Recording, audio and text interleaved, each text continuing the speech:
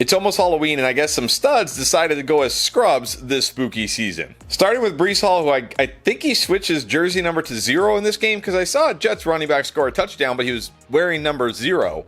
Oh, wait, that wasn't Breece Hall, that was Braylon Allen. Yeah, very frustrating seeing Breece Hall getting vultured at the goal line. But he still had 16 carries, he still had 3 targets in this game. Don't go do anything crazy like panicking on Breece Hall. And same thing with Kenneth Walker, who also decided to put on Zach Charbonnet's jersey, because I saw Zach Charbonnet score and not Kenneth Walker in this game.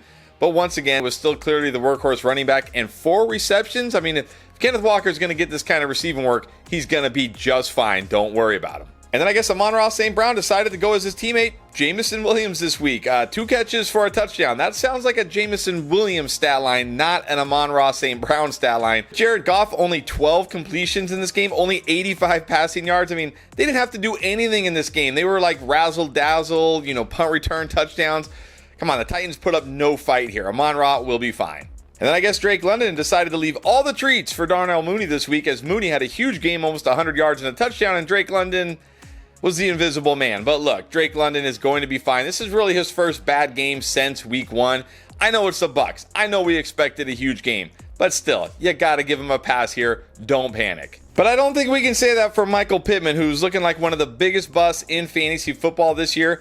We had to watch Josh Downs catch 2 what seemed like really fluky random touchdowns. Meanwhile, Michael Pittman going out there, 1 catch for 16 yards. It's just been brutal ever since Anthony Richardson has been back. It's really been brutal most of the season. This guy has been close to a complete bust this year. For a guy who was like a consensus 3rd round draft pick, he is definitely looking like one of the biggest busts. And I hate to say it, but so is Jayden Reed. 2 catches for 55 yards against the Jacksonville Jaguars. He's only topped 14 PPR points twice all season long. This is a guy that was going in like the 5th round of fantasy drafts after a nice rookie season last year. And now we don't even know the status of Jordan Love. Is he going to have Jordan Love next week, or are we going to see Malik Willis again? But he's had a couple of really good matchups lately and done almost nothing with them. And he gets a couple more really good matchups. But honestly, with all the competition for targets here, not just the wide receivers, even Tucker Kraft now, even Josh Jacobs out of the backfield, got to be a little nervous if you spent a semi-early pick on Jayden Reed.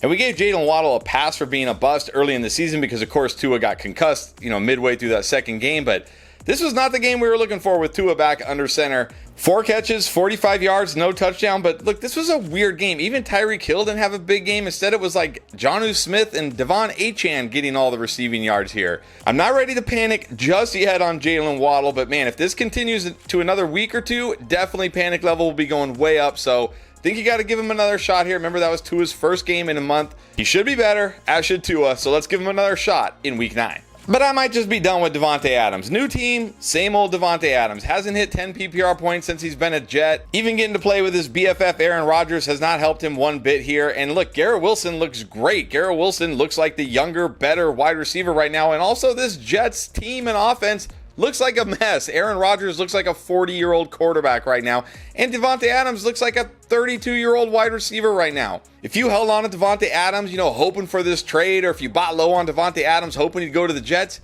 you can't be feeling too good right now.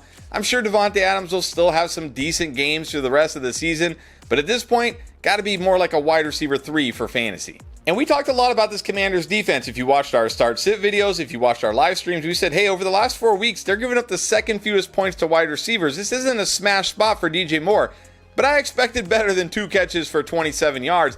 Caleb Williams under duress all day, running for his life. DJ Moore has been a roller coaster all season long, and I think he's going to be a roller coaster all season long. So if you like those kind of thrills, great, you got DJ Moore. If you don't, buckle up, it's going to be a bumpy ride.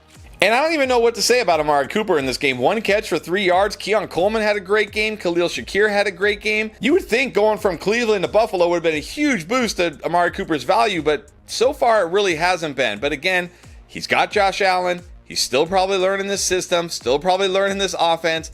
I'm going to cut him a little bit of slack here. I think you should cut him a little bit of slack too. But I am getting a little bit nervous because this is 2 good games in a row from the rookie, and Khalil Shakir has been solid all year. Maybe we just overestimated what Amari Cooper's role in this offense would be, but at the same time, I don't want to just give up on him already. Let's give him another shot in week 9. If it's bad then, we can start panicking. And you should definitely not be panicking on Aaron Jones. I know we got some people like on the stream saying like, oh, Aaron Jones let me down. And yeah, he didn't have a big game, especially in a spot where we thought he was going to have a big game, but he still got you almost 12 PPR fantasy points. He's been mostly great this season. You got to give Aaron Jones a pass here. He's looked good. He's healthy. He'll be better. Give him a pass in this one. He's still got all the run in this game. I think he played over 90% of the snaps or something crazy like that. He's the workhorse running back in this backfield. Give him a pass. He will definitely be better. And I think you got to give Brian Robinson Jr. a pass too. Finally, the scoring streak ended because the only touchdown the Commanders had was that Hail Mary at the end of the game, which, man, I hope you saw that at the end of the game. That was unbelievable. But Brian Robinson Jr. this year has been so solid, scoring touchdowns. The problem in this game was the Commanders' offense just couldn't finish drives. Every time they got close to scoring, they had to settle for field goal attempts, except again, that Hail Mary when they weren't even close to scoring. But Brian Robinson was still good in this game. It wasn't like he was bad. He was still involved. He's still the guy here. Brian Robinson is going to be fine. Give him a pass. But I think I'm completely done with Jordan Addison. 2 straight smash spots, and he's done absolutely nothing in these games. He's only topped 10 PPR points once all season long. And we're seeing a disturbing trend with Sam Darnold and this Vikings offense. When they have the first quarter, those scripted plays, they are great. But once they get off script, it's like Sam Darnold, well, he's seeing ghosts. Look, Jordan Addison will probably have some boom weeks here and there, but most of the time he's probably going to be frustrating. I'm just going to say you don't have to start Jordan Addison going forward unless you're absolutely desperate. And then at QB, Jordan Love was struggling, was not giving you a good fantasy day, and then he left this game with a groin injury. And now, once again, we might have to sit through another Jordan Love injury where he misses more time. We already did this earlier in the year, got him back, he was great, and now we have to do it again, really? But I mean, it is what it is. Jordan Love is a good enough QB in fantasy that if you got him, you just got to hold him. I know the x-rays or whatever came back and said it doesn't look too bad, but still, the groin injury, you got to think he's going to miss at least a game or two.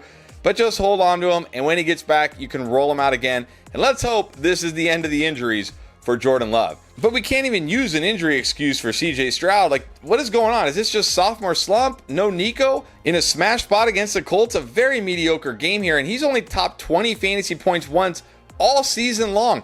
This was a guy who was drafted as a top 5 QB. People were like, he's got Nico, he's got Diggs, he's got Dell, he's going to smash. And instead, he's kind of sucked, to be honest. I mean, he hasn't been horrible, but he hasn't been great. He scored 15 or less fantasy points in half of his games this year. If you wasted an early round pick on CJ Stroud, I don't know what to tell you, but I don't think it's going to happen this year for him as far as an elite fantasy QB goes. I'm sure he'll have some nice games here and there, but man, when he can't get it done at home against the Colts, you got to be worried.